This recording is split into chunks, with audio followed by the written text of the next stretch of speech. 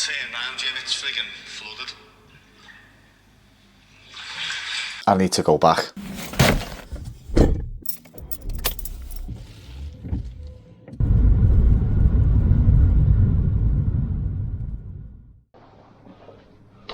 Oh, fuck.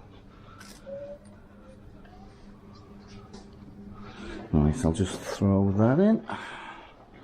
Yeah, Joe, do you want to get in? I'll pass you whatever you want.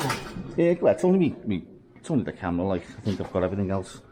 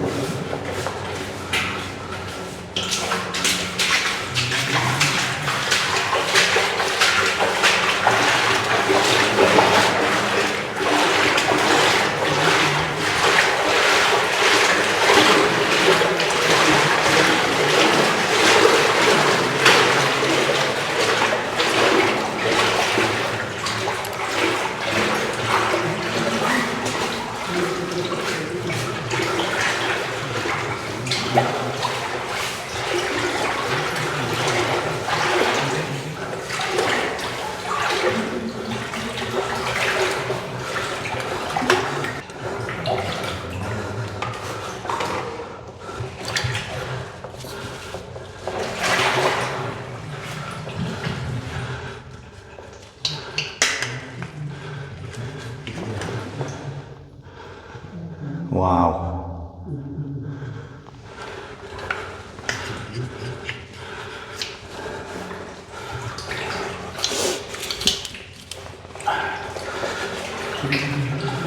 Right, so you join me where we left off the other day. Do you remember when it was getting into the Owl Wellies, the water?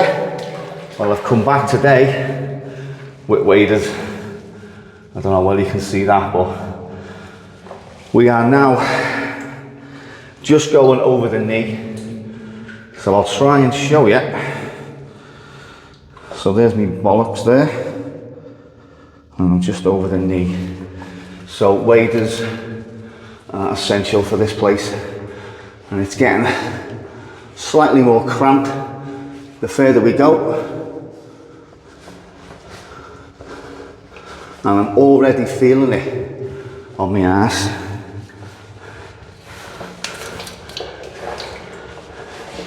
So we're just gonna take it slow, nice and careful. I'll just spin you around and show you how far I've come. So I've just got a few little floodlights sort of marking the way. And it seems to be going a little bit lower, so looks like we might have to crouch down, I think. And in all honesty, if it goes over the chest, it could be a fail. But right now, it's actually on my arse. So I'll just get the torch, see how far we've got to go. By the looks of it, oh, now that is deep.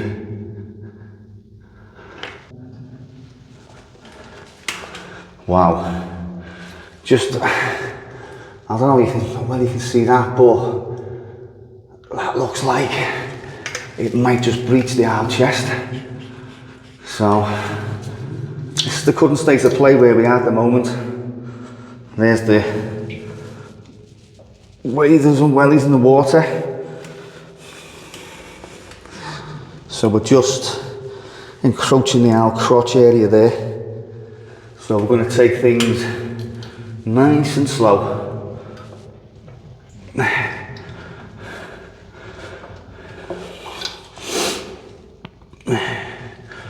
Yeah, it's just on. I can feel it now. Water rising. Yeah, I honestly think you might need a boat.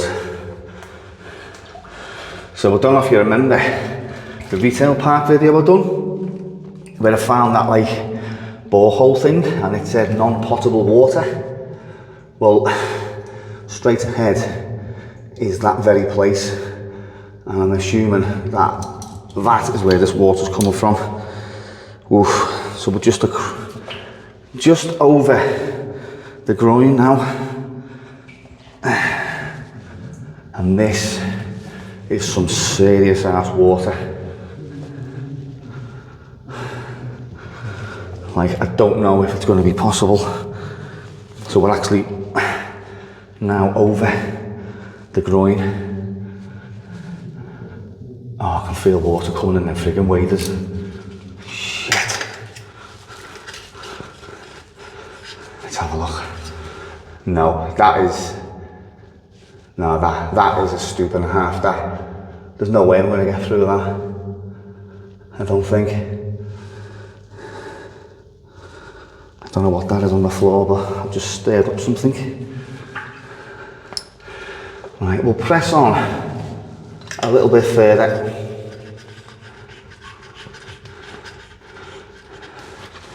Oh, ideal, and then let's see where we are now.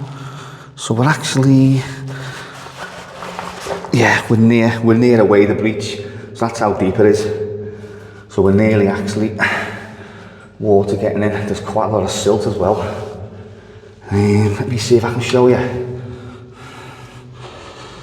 So, yeah, look, there's my leg there, just disappearing. And we're just, yeah, I honestly think this is going to be a no-go. So I'm going to go a bit further. I'm not going to push it because this is quite an extensive tunnel with a lot of water in. So I'm just going to take things nice and slow. Keep checking me. Oh, let's have a look, where are we now? Yeah, we're nearly at wader height. So let's pull them up a little bit. Let me just check where we are. Yeah, we'll go a little bit further. We're stirring up some serious stuff here. So hopefully we can get a little bit further without.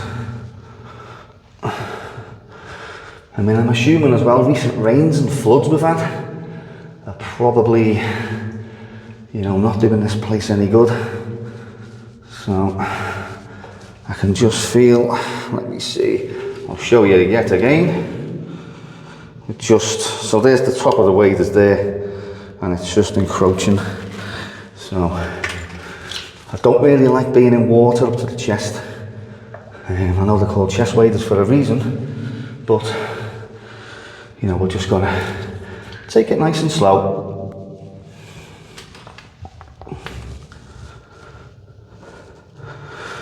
Right, let me see. Is it going any higher? Yes, it is. Oh, we're nearly actually in the pocket. I think that could be as far as I'm going. Up above you can hear people in the apron.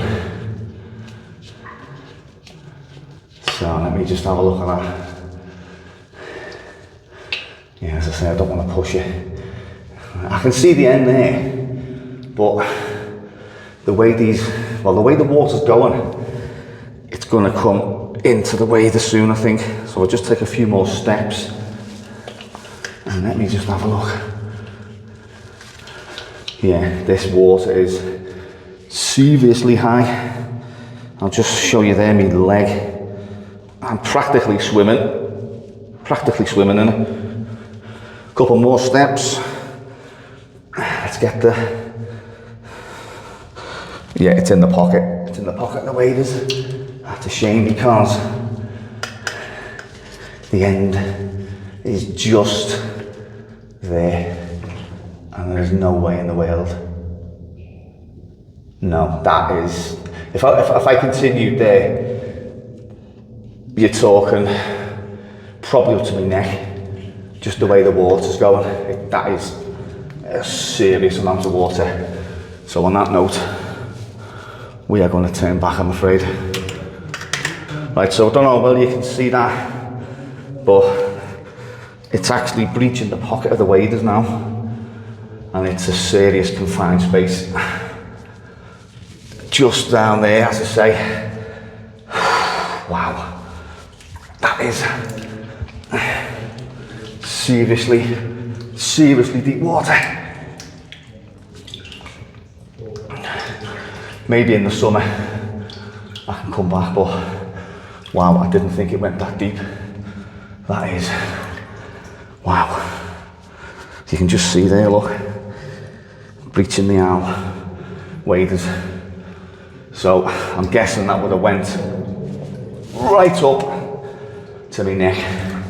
So maybe with a very small boat and some careful manoeuvring, you could probably get to the end, but I've got further than what I did the other day, and that's a Brucey bonus, because I did say I'd come back with waders and try my luck, but no, it is just not worth, the risk.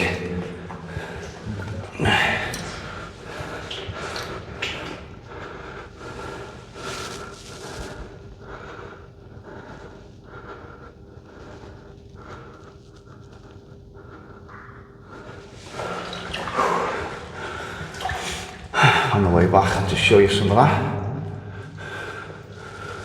Old light fittings. This kind of reminds me of the Green Lane Tuebrook culvert. It's very confined when it floods. You know, look, there's someone who's tried to get out in the past. But wow, I didn't expect it to be that deep.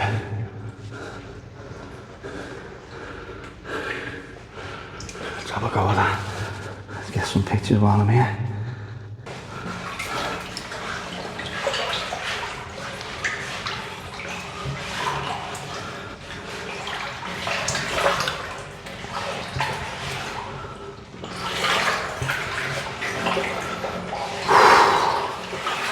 Oh, it's a bit better.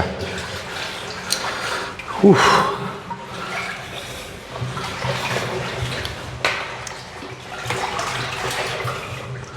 So if we carried on, I'll have a guess and say the water would have probably went up to about this hook here, which is around our neck height if I'm stood up fully. So yeah, bit of a shame, but you know, so it must dip down somewhere, because if it didn't, there'd be water up here. So that one, I'm afraid, is a wrap. But I got further than what I did last time, so I'm quite happy with that. Let's just have a little quick look here what we got.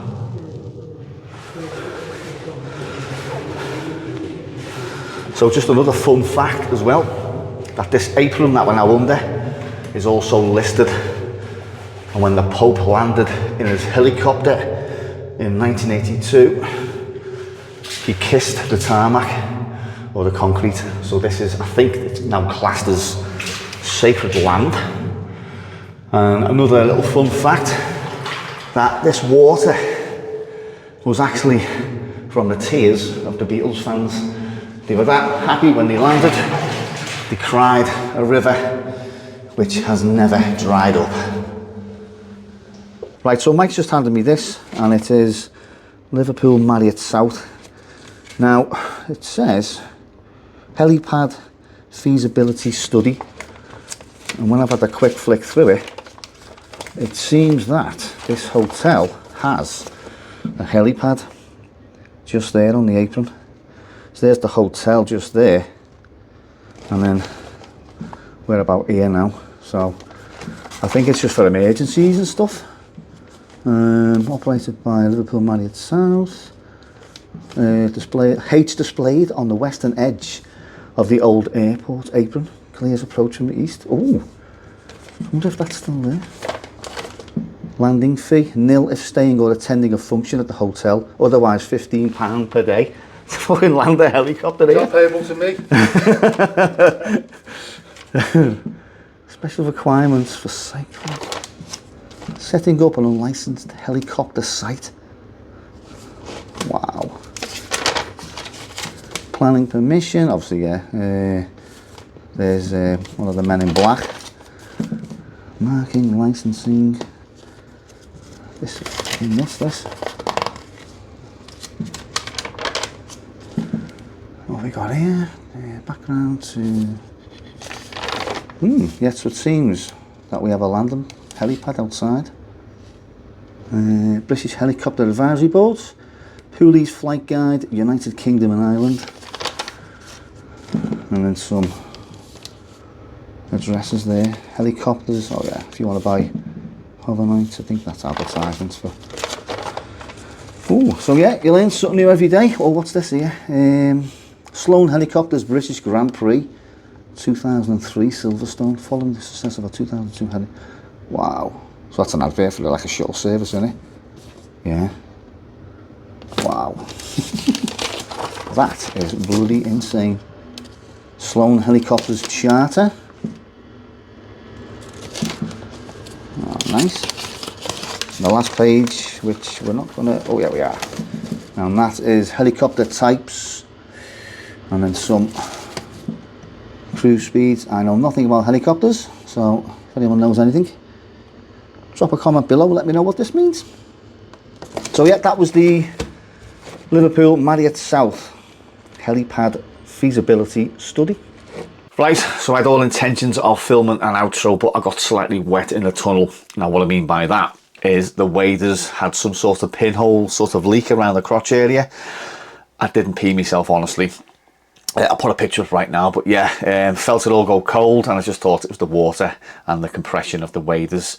But no, little leak, but as you can see there, yeah, slightly flooded, should we say. Now, the tunnel, it's not straight, it doesn't go straight, it actually goes down. So as I'm walking, obviously the water's rising, but you know, the hotel has never flooded. I've asked Mike and Jim and they said it's never flooded. So the tunnel, it's not straight. It seems to go down like that. And it's, yeah, it's a weird one. And what I thought was like a door at the end, just before I turned around, it's actually not. I think what it is, the tunnel goes to the point where I thought it was a door. And then it seems to veer off to the left. So I've compiled like a little bit of a diagram, which I think, and I'm not entirely sort of like certain on this, but behind the hotel is a well. Basically it's a borehole and non-potable water. You've probably seen it in a couple of videos ago when I've done a video on the retail park. But yeah, so I need to go back and have a look behind the hotel. When I finished the video, I did have a little wander around with Jim. I couldn't really see it because it's kind of like offset and sort of behind bushes and that, but yeah, it is a deep borehole. So I'm assuming that maybe at one point those tunnels used to get pumped out. I don't know, maybe they flooded when they were built and they was always getting pumped out. But obviously, like, you know, it must have a leak somewhere maybe. I don't know how it works, and I'm not entirely sure. So what I've done, a little diagram off Google Maps. So the yellow line is the line which I think the tunnel ran to until it bends. So the X is, I think, is where I turned around, and the arrow there, obviously possible door, but I don't think it is. Now the possible door, that arrow, that's where there's access. It's all gated off and it's all locked over the fence and next door to the police training centre. The red line is where I think it veers off to, and then the blue line, I'm told by two people now, that tunnel runs right down to the Mersey. Now don't forget, that's only the apron I was on. The runway was actually sort of by Dakota driveway, so it was quite an extensive sort of like, you know, structure, if that makes sense. The tunnel I was in, I was told it was a maintenance tunnel, and that was for the apron, and it had wires in there, cabling for the runway, so runway lights and stuff. Someone said it had pneumatic cables in there as well, but I say there's not much information on it. Some other ones, well, some other person said it was World War II tunnels, but I don't think so. It's just, I don't know, it's not an air raid shelter. It's tunnels for, you know, maintenance and whatever. But yeah, I don't know what the water's like as well. I was, at one point, I nearly dipped my finger in it and tasted it because someone said, like, it's the River Mersey and it's coming up. But as I say, Jim and Mike said the hotel has never flooded.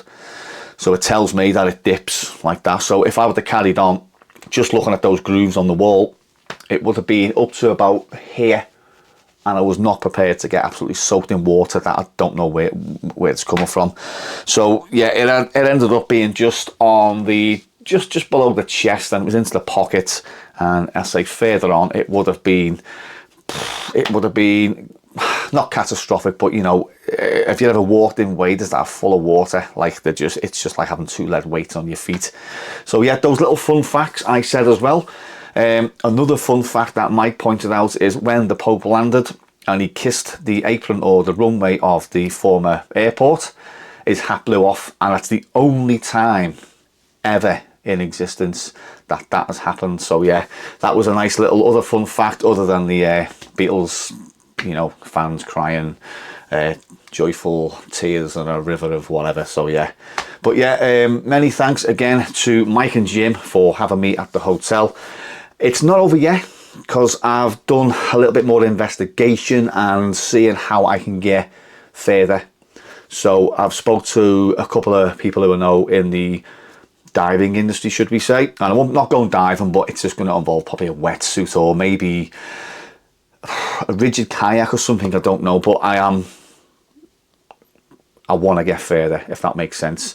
So I think for now, it's just put this video out there. If anyone knows what it is, if anyone, you know, used to work at the airport and has been down the tunnels, and you know, obviously I think we know what they're for, but I just don't know why this thing is behind the fence. So it's like adjacent to the car park of B&M.